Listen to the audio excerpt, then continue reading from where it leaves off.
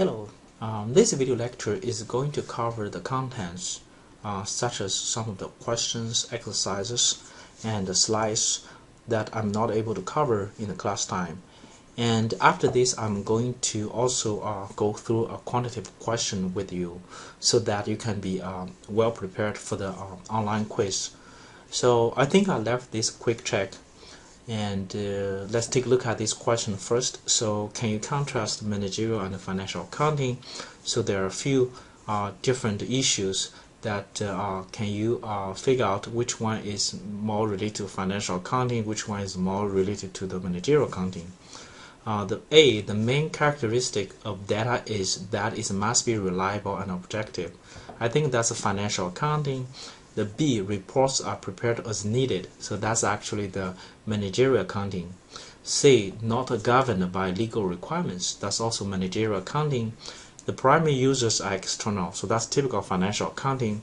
Focused on the future, so that's managerial accounting because you want to use prior data, historical data to analyze your business operations, then to generalize some issues, problems that you can focus on to improve in the future. The F, reporting is based mainly on the company as a whole, so that's more like financial accounting. So you have a financial reports, financial statements. G, reports are usually prepared quarterly and annually. So that's the financial accounting because financial accounting, you will see a lot of financial statements quarterly or annually reported. For managerial accounting, actually there is no such kind of patterns. You prepare managerial accounting report anytime. Any frequency as you prefer. H, information is verified by external auditors, so that's typical financial accounting. Focused on the past, that's financial accounting. Main characteristic of data is that it must be relevant, so that's managerial accounting. Next, reports tend to be prepared for the parts of the organization rather than the whole organization, so that's definitely managerial accounting. So primary users are internal, so that's also the managerial accounting. The next one is we looking at a GAAP or IFRS. One is US GAAP, that's basically the US version of accounting rules, and also you can have international financial reporting standards we call IFRS. So that's basically financial accounting.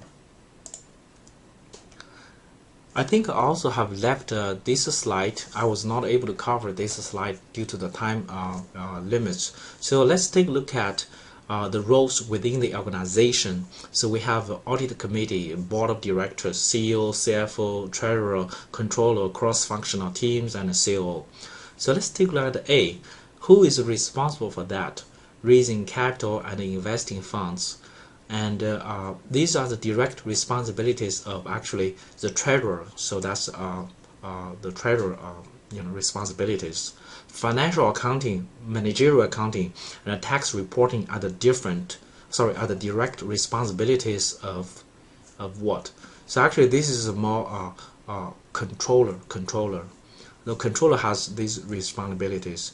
The internal audit function reports to the CFO or the which one? Can be the CEO or can be the audit committee. Sorry, the internal audit function reports to the CFO or the CEO and the audit committee. So the CEO is hired by the board of directors. The company's operations are the direct responsibility of COO, Chief Operating Officer. Management accountants often work with the it's a cross-functional team. So management accountants may work with the human resource, IT, manufacturing, any cross-function team.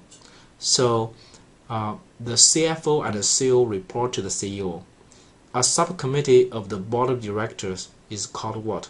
The subcommittee of the board of directors actually is called audit committee. Okay, so the subcommittee of the board of directors is called audit committee. Alright, so that's about this question.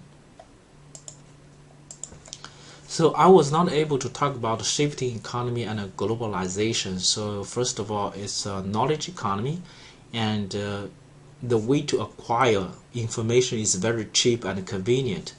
And also because of globalization and the barriers to international trade have fallen. So you can see that you see more multinational companies and international trade, and all these issues actually come into our life and societies. And what might be the implications of globalization for managerial accounting? So first of all, you need to have a more accurate and timely information. So just give you some examples. So what's happening in Europe right now actually will have impacts on the US stock market next day. So you can see that how quickly the information can be basically shared from one place to the other place. And you can also, for managerial accounting, sometimes they also can get information to decide to expand into foreign countries or not. So they can use the global information to decide if that's going to be a good opportunity or a bad idea. And some of the international competitors, actually may push a lot of companies to consider new management techniques to make their companies stay competitive. So this will actually require a lot of skills and techniques for the managerial accountants to have. So this is, you can see a lot of articles in the newsletter talking about these interesting ideas. So I would encourage you to explore those articles in the CNN Money channel, or maybe the Wall Street Journal, these kind of articles. So let's also take a look at some of the interesting issues. You may have heard of that. We call it lean thinking and focus on quality. So quality is the last thing you want to compromise. So most companies care the quality very, very much. Okay, so and you want to they want to have a better quality of products, better quality of services, and better customer satisfaction. So the idea, the lean thinking, is a philosophy and a business strategy of operating without waste. So for example, you don't want to have a high level of build up of inventory.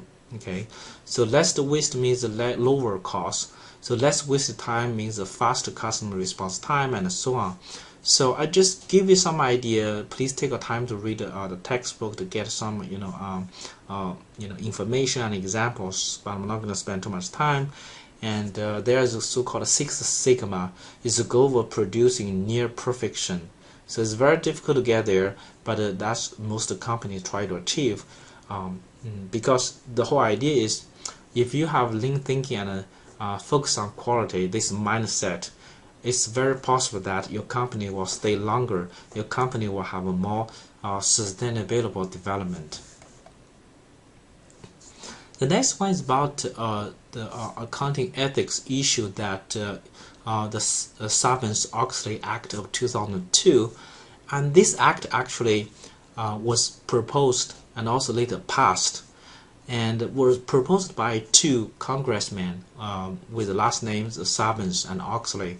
So in 2002, there were so many scandals happening even before the 2002. So the Congress would like to actually take the initiatives to respond to corporate accounting scandals. So you can actually Google the Enron and also WorldCom to find their cases. The purpose actually is to be responsible for the public, to restore the trust in the publicly traded corporations, and to have the transparency, to have the high quality of financial reports. So it tries to enhance internal control of financial reporting and regulations. So there are some important features of we call the Sarbanes-Oxley Act. So I'm not going to spend too much time, but definitely there are four domains here. One is the CEO and the CFO assume responsibility for the company's financial statements, internal control system, and produce procedures for financial reporting. So basically, they have to sign their names in the end of that. They claim that claim that the accuracy and also the high quality of the financial reporting. And the second component is audit committee must be independent and should include a financial expert. So the third one is there are some new requirements for CPA firms, including limited non-audited services for audited clients and periodical quality reviews, which means if the public traded company wants to hire a CPA firm for the auditing services, then this CPA firm may not be allowed to provide some non-audit services at the same time. Okay, so, and in the meantime, this CPA firm must go through periodical quality review by the peers to make sure that the quality and also the accuracy of the auditing results. The final one is actually the penalties. So, if the CEO, CFO, or companies committed the financial frauds, then there will be a steeper imprisonment and monetary fines for white-collar crimes. So previous paid bonuses will be recovered if financial statements were improperly stated due to the misconduct. So actually you can take a look at the bottom website, and you can actually have more detailed information about this Sarbanes-Oxley Act. Alright, so that's about some of the lecture slides and some in-class exercises we left. So after this, I'm going to talk about a quantitative question. Okay. Alright, so let's take a look at this quantitative question. So this question talks about how to use a cost-benefit analysis to recommend to a CFO whether this company should proceed with the internet-based ordering system, and give your reasons and showing supporting calculations. So we can take a look at this question. And this Northern Gas, this company wants to move its sales order system to the internet. And the proposed system, gas stations and other merchants will use a secure site to check the availability and the current price of various products and place an order. Currently, customer service representatives take a dealer's order over the phone. They record the information on a paper form, then manually enter it into the firm's computer system. The CFO, Karen Jensen, believes that dealers will not adopt the new internet system unless Northern Gas provides financial assistance to help them purchase or upgrade their computer systems. Then Jensen estimates this one-time cost at $740,000. The Northern Gas will also have to invest $145,000 in upgrading its own computer hardware. The cost of the software and the consulting fee for installing the system will be $215,000. The web system will enable Northern Gas to eliminate 25 clerical positions. Then the CFO, Jensen, estimates that the benefits of the new systems, lower labor cost will have saved the company $1,430,000. So that's the question we have here. Okay, so what do I mean by cost benefit? So when you have a business decision, definitely you have to consider the investments, okay, whatever expenses cost. In the meantime, you may also benefit from this business decision. So now the questions, are you going to incur more costs or more benefits? Which one is bigger? If the cost is less than the benefit, then maybe that's the way to go. However, if the cost is less than the benefit, maybe that's the way to go, because it seems like you can increase, you can have additional profits, you can increase your profitability. However, if the cost turns out to be more than the benefit you receive from this decision, then very likely you will drop this business plan, because if you execute this business plan, very likely you're going to lose money, you're going to lose actually your profits, you're going to have a very poor financial results. So that's the kind of idea of cost benefit. And so let's take a look at this question. We're not going to consider time value of money we are not going to consider opportunity cost. So let's just look at this question very simply. So for the time value of money and also we call the opportunity cost, we can talk about these subjects in the later chapters. So first I'm going to open my Excel file and to give you some idea that the cost benefit here. This is what we have here. So first I'm going to take a look at increase in profits. So the increase in profits actually is very simple.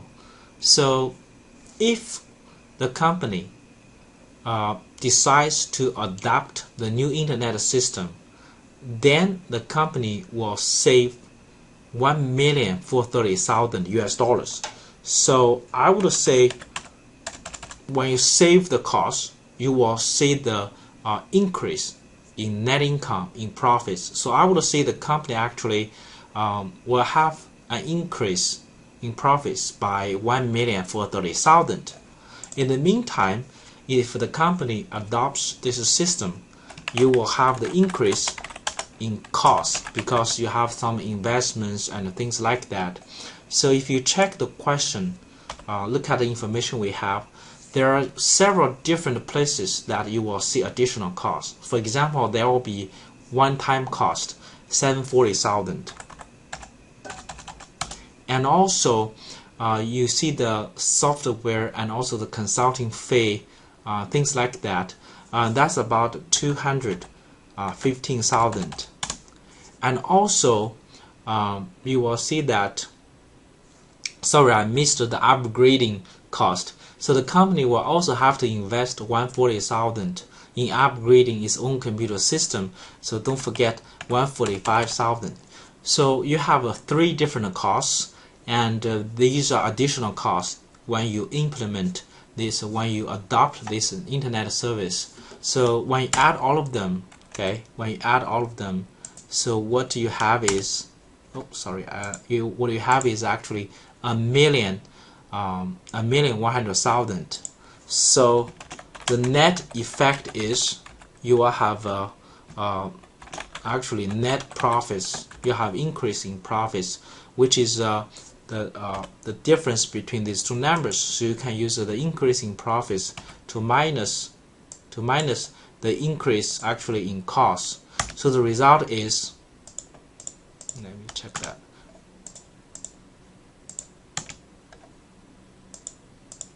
It's kind of weird that I'm not able to get the numbers. So the result actually is you can see that you will have a net increase in profits by $330,000. So the cost of benefits analysis tells me that this business plan is recommended. Okay, this business plan is recommended because of the benefits actually are bigger than the cost. So I would recommend this business plan. So I hope this interesting question give you some perspectives. When you have a business decision, what you should consider? You have to consider additional costs due to execution of this business plan. But in the meantime, you also take a look at the benefits you can receive from the business plan. But also I want to emphasize one thing, that we're looking at all these financial costs, financial benefits. Sometimes you may get stuck in the decision that maybe there are some social benefits, maybe there are some non-financial benefits. For example, you may spend money on something you don't receive financial benefits, but this might be good to the community, this might be good to the society, to the environment. Maybe this will have impacts on your customers, customer satisfaction, or maybe the publicity. So from a certain perspective, you probably want to also consider some non-financial benefits, some non-quantitative benefits in your decision making. Alright, so I hope you enjoy this exercise and get ready for the quiz. Alright, have a nice week, and I will see you next time. Thank you very much.